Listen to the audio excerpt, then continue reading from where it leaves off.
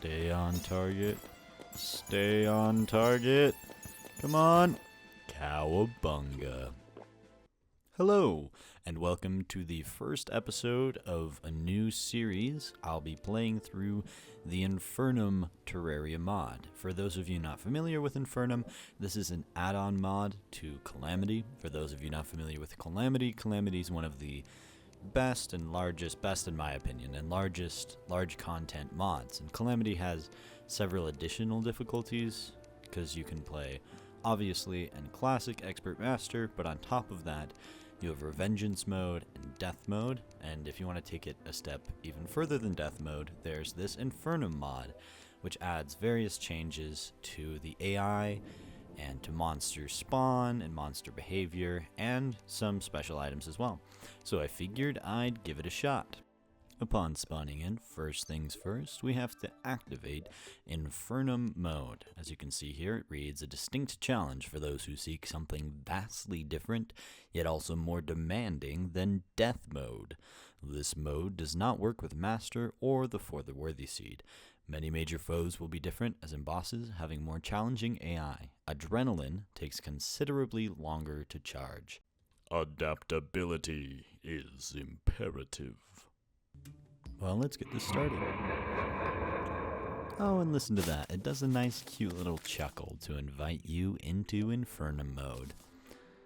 So a nice thing about the Calamity mod, it gives you this great starter pack that includes a lot of weapons, so you can choose what class you want to start out with right from the very outset.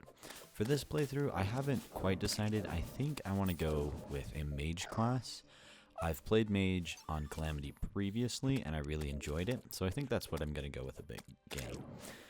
Of course, before we start, there's one more thing to do. Read the lore. The tombs of the dragons stir. My eyes lift to see ancient dust dancing from high ledges. These grand wings. How long has it been since I was a hero worthy of their name? It feels like centuries have passed, yet all I've done is blink. Look upon my works as they are, ruined. None would dare seek me out, tread my path. Naught awaits them in this cruel world. Well, sounds friendly enough. This is honestly one of my favorite additions from the Calamity mod, these lore items. I feel like it gives a lot more depth and richness to the world, and a sense of intrigue as you're exploring, because in vanilla Terraria you're exploring, and it's kind of just for the sake of exploring and finding new items and getting more powerful. But in the Calamity mod, it feels like there's more of a purpose and a drive behind this exploration and fighting bosses, because there's secrets to discover hidden within this world. So, if you haven't tried out the Calamity mod and don't know anything about this lore, stay tuned, because it's rather exciting. Shh, don't tell PETA. I found a pig. A commonality I've noticed between all successful Terraria YouTubers is that they build fancy houses. I've never spent any time doing building in Terraria. In fact, I dislike building so much, I have a mod downloaded specifically so that it can auto-build houses. So this is my attempt at building something slightly more fancy than just a row of houses. We'll see what it turns into. Speaking of mods, I have a full list of the mods that I'm using for this series down in the description below. The most relevant ones probably are the Alchemist NPC Lite, which lets me buy potions, obviously Calamity and Infernum, also this Infinite Pylons mod, which I really like. It makes traversal a whole lot easier. It also makes it possible to choose some bosses, but I will not be using it for that purpose because that would just spoil the fun. I did some preliminary exploring, and right next to my house, probably one screen away, is the Crimson. I immediately found this Crimson, I don't know, cavern. I'm not sure what to call this, the gaping maw that leads into the stomach. So I decided to explore a little bit, see if I could maybe take out one of the hearts, and see if I could get the arms dealer to move in really early in this round. However, I ran out of torches and out of rope, and I realized that I didn't really want to fight the enemies in this area. So I started exploring the other way, and is that what I think it is? It's the Crimson again. Pretty close. On the left side. I don't think I've ever had this bad of luck in world generation, especially since this is a large world. I have 2 Crimson biomes very close on either side of me, so exploration's gonna be a little bit spicy this game, at least exploration over land. So I decided to set out underground, and this was my second or third expedition. I died a few times because I only had 120 health and I refused to get any armor. But I found this really neat minecart track, and I discovered one advantage of having the Crimson really close to you on either side is that it can penetrate pretty far into the underground, which means I don't have to brave the dangerous monsters in order to break a Crimson heart.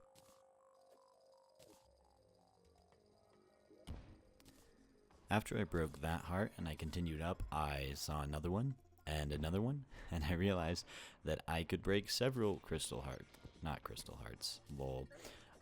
hearts. I could break multiple without really any threat to myself and get a really quick and easy source of cash. I ended up keeping 2 of the items I got. I kept the Undertaker, which is a gun, and the Rotted Fork, which is a really good spear, but I sold the Crimson Rod that I got because it's a magic item that I'm not a huge fan of. So I got a few more musket balls, and at this stage I should probably explain what my real goals were for this session. So I wanted to get my magic storage up and running, which is another mod. It lets you do all of your storage and all of your crafting in one place. So one goal was to get magic storage up and running, and then I wanted to defeat at least the first boss, which is King Slime.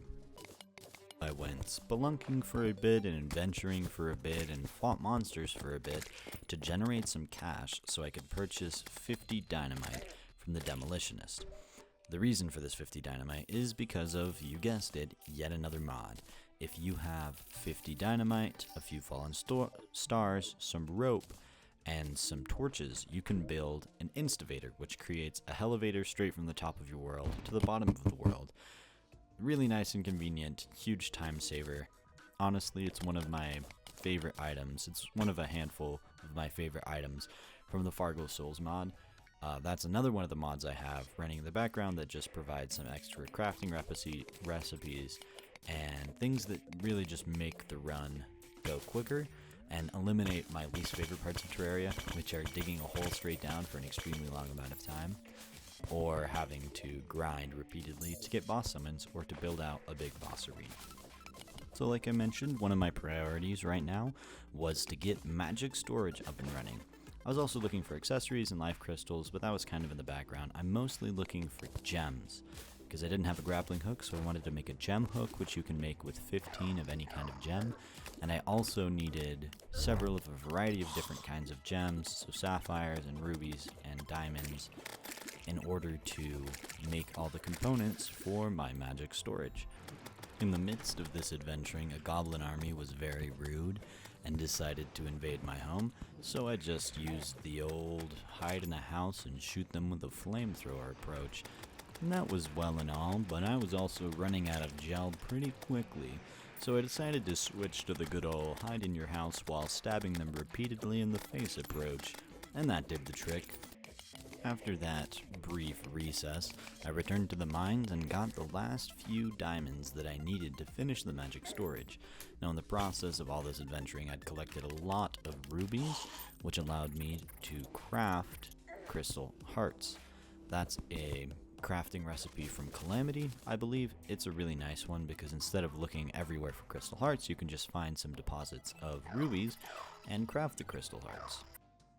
So this is what the magic storage interface looks like. This is the crafting side, this is the storage side, so you have all of your storage and all of your crafting in the same spot, and I just love that. Now that I had this set up, I was ready to try out the first boss of this mod, Mr. Jellyboy himself, King Slime.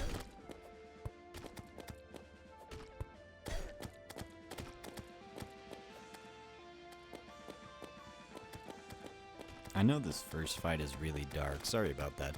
I'm going to be better about placing torches and using shine potions so it's easier to see what's going on in the footage. A few things that I noticed in this fight though. First off, King Slime isn't all that much more aggressive. He's a little bit more difficult to dodge, but not that much more difficult to dodge. He's a little bit quicker, but I also don't have Hermes boots at this point, which let you run faster, and I usually have boots by the time I'm fighting King Slime.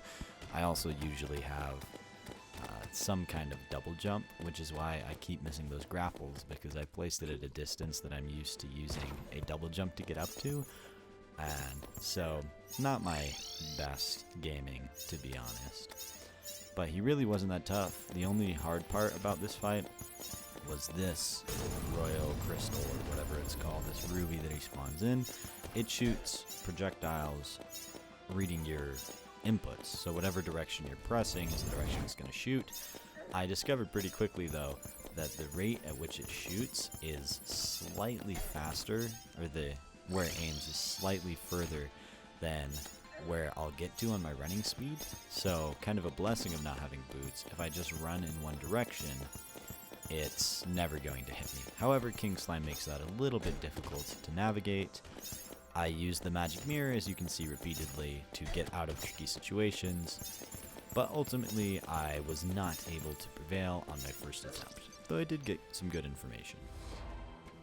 Something kind of funny, after my first death, I got this achievement, this Death Wish achievement, and as I looked at the others, I thought it was kind of funny because it jumps from dying to your first boss to beating all of the mechanical bosses at the same time, which for those of you who know Terraria, it's a bit of a jump. It'll probably be 10-15 hours before I get to the point where I'll be fighting any of the mechanical bosses, so it's funny to me that the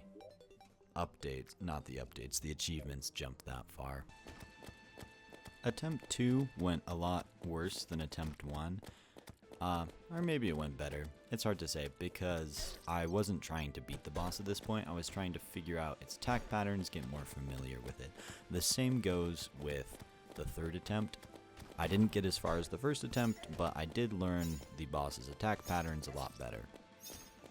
The next few attempts were much the same. I never got as far as that first attempt because I wasn't spamming my magic mirror or hiding in a cheesy spot from the boss. But I did manage to consistently destroy the crystal and get the boss around half health or a little bit below. After observing King Slime's behavior for a little bit, I realized that he can't go through solid blocks. Usually I don't use this for anything because I can just outspeed King Slime, so I'll just run past him, and then I have enough mobility gear that I can drop down below a platform and jump up above it, and it's not a big deal.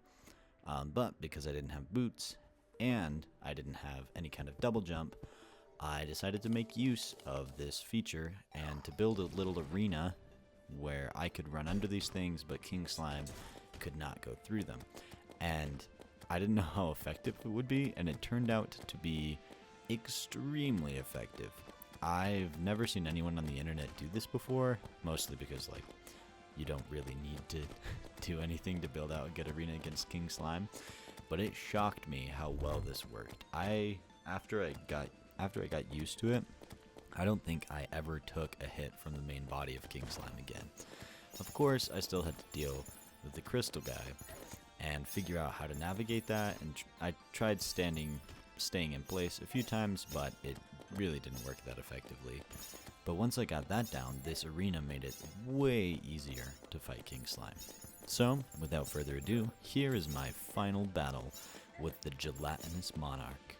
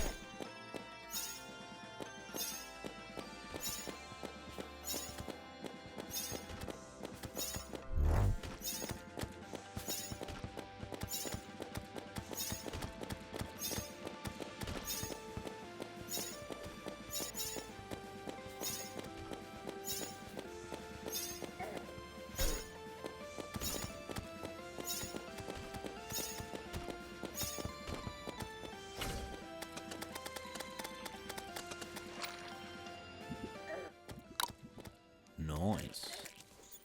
And with that victory, I get, in addition to the normal King Slime items, a bit more lore. This is another thing that I like about Calamity. You get the lore as you beat the bosses, so there's added importance to each new boss fight.